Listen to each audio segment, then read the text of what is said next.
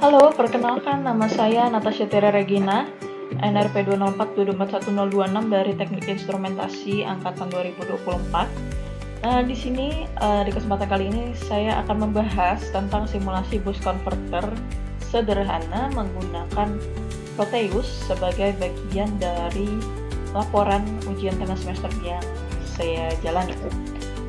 Pertama-tama kita akan memahami dulu apa itu sebenarnya boost converter ya.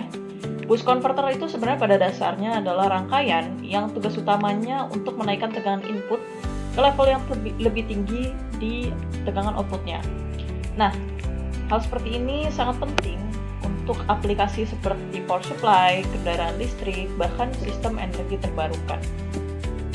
Di sini saya sudah menyiapkan komponen-komponen yang akan saya gunakan untuk rangkaian boost converter saya.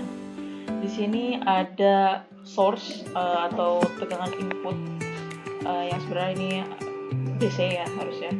Tapi di sini kita menggunakan 24 volt DC.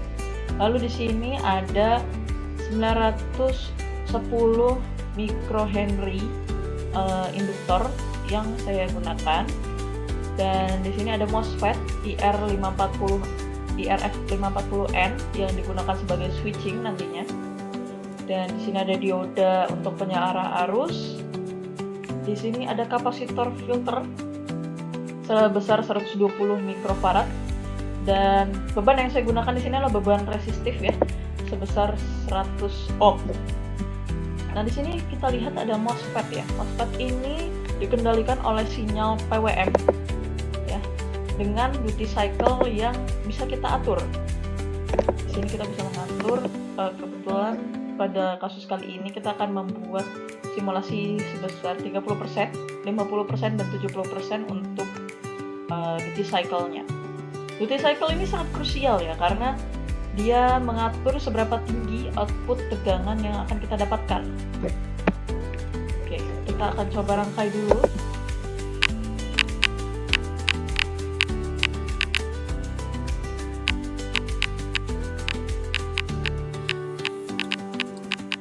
Jangan lupa di sini kita hubungkan juga ke grounding ya. Lalu kita akan jalankan simulasinya.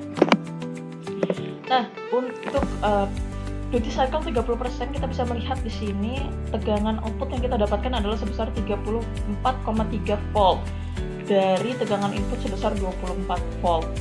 Lalu kita akan mencoba untuk menaikkan nilai duty cycle-nya sebesar 50%.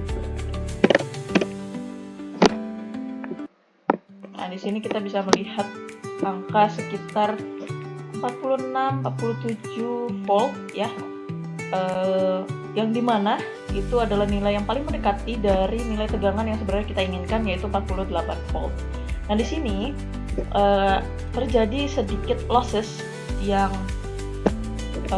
sangat-sangat wajar ya, karena ada faktor-faktor lain seperti resistansi internal dari komponen-komponen yang digunakan, lalu switching losses di MOSFET, dan ada drop voltage di dioda. Jadi memang sangat wajar ya ketika ada drop voltage seperti ini. Namun nilainya sudah paling mendekati ideal dari yang kita inginkan.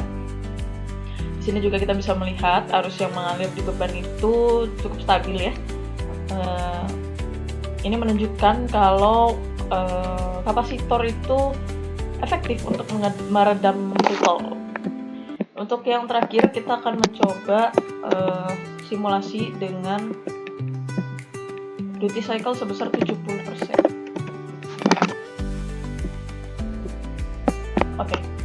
Dari simulasi dan percobaan yang terakhir ini kita bisa melihat bahwa tegangan output yang kita dapatkan ketika duty cycle pada rangkaian ini sebesar 70%, maka kita akan mendapatkan 52-59 voltage tegangan output. Nah, kesimpulannya, boost converter ini sebenarnya bekerja sesuai dengan teori, namun ada sedikit deviasi karena faktor kenyataan atau realita dari komponen-komponen yang digunakan. Simulasi seperti ini tuh sangat penting karena bisa dijadikan validasi desain sebelum kita membangun hardware aslinya. Baik, mungkin itu saja tutorial singkat boost converter di Proteus dari saya. Mohon maaf atas kekurangan dan kesalahannya. Sampai bertemu di lain kesempatan. Terima kasih.